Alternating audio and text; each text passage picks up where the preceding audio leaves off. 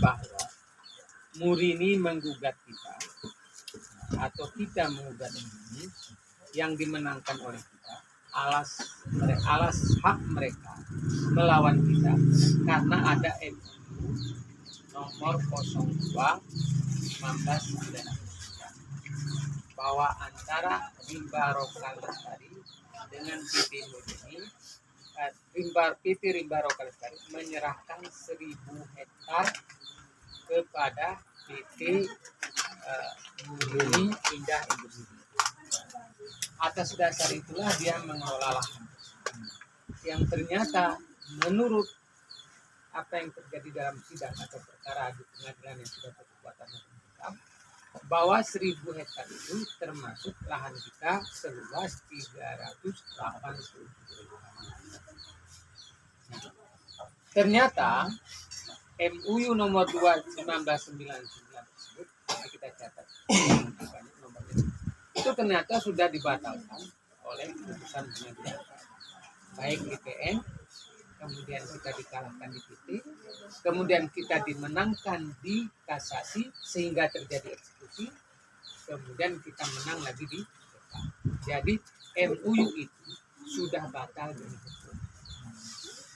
Nah, untuk mencegah terjadinya eksekusi, maka PT Rimba Roka Lestari menggugat kita kelompok kami untuk melakukan penundaan eksekusi.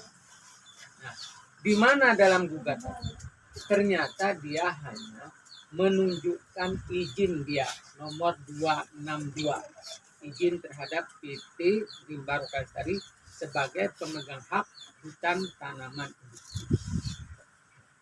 Kemudian ada surat yang diajukan oleh PT Rimba Roka Lestari kepada kementerian dalam konteks kayu ini dikonversi, artinya dari nanam akasia minta mohon kalau ditanam kelapa sawit.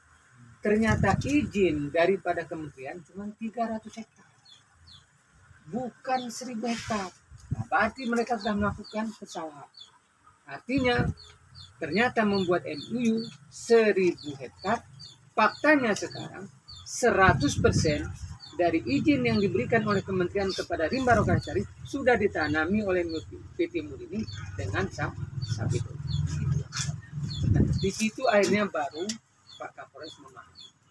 Kemudian kita tunjukkan peta. Dalam peta itu sendiri setelah dia lihat itu adalah hasil pengukuran BPN, di mana ternyata di luar BPN itu, kalau kita melihat pengukuran BPN di luar HGU itu 387 punya kita, 261 pihak lain kita tidak tahu, ada 114 terjadi inklap. Akhirnya dengan itu beliau langsung melihat fakta kenyataan dan ternyata secara fisik hari ini bahwa batas antara kebun kelompok tani masyarakat Duri 13 dengan PT Murini itu ada pembatas jalan tol. Jadi secara implisit, ya secara de facto dia sudah mengakui kita. Tapi secara de jure, secara hukum, secara tertulis atau secara kesepakatan dia belum melakukan. Nah, itu dipahami betul oleh. Nah, cuman beliau dalam tugas dia terutama menjaga ketertiban masyarakat, bahwa peristiwa hari ini kalau dibiarkan paling tidak akan terjadi, tumbuk menumbuk mungkin akan terjadi karena semua tidak terjadi.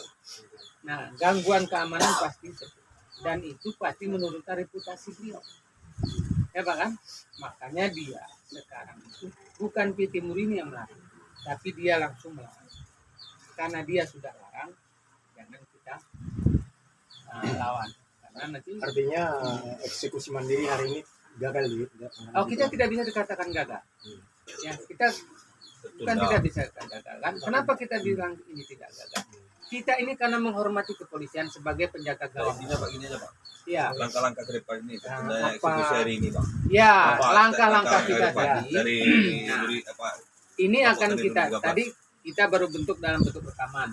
Nah, nanti akan kita tuangkan rekaman itu dalam bentuk tulisan sehingga kita jadikan itu notule rapat.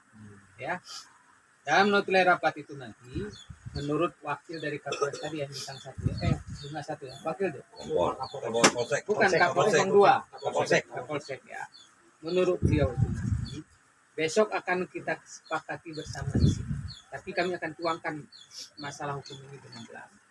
Jadi kalau sehari ini jadi kita buat kesimpulan, mohon maaf kita juga nggak bisa melebihi dari apa yang disampaikan oleh Pak Kapolres Pak ya. Tapi bagi kami hari ini, kami berkesimpulan kami telah menang. Kenapa menang? Karena langsung Kapolres memahami persoalan secara utuh. Ya Pak. Dan beliau bersedia membantu kelompok kami ini memediasi langsung dengan Presiden atau yang mewakilinya, kemudian dengan Menko Polhukam, kemudian langsung dengan Bareskrim Mabes Polri. Kenapa? Karena kita menyatakan kami besok juga akan melaporkan kejahatan pidana daripada Pitinggi. Besok akan kita sampaikan kepada ya Pak ya. Udahlah.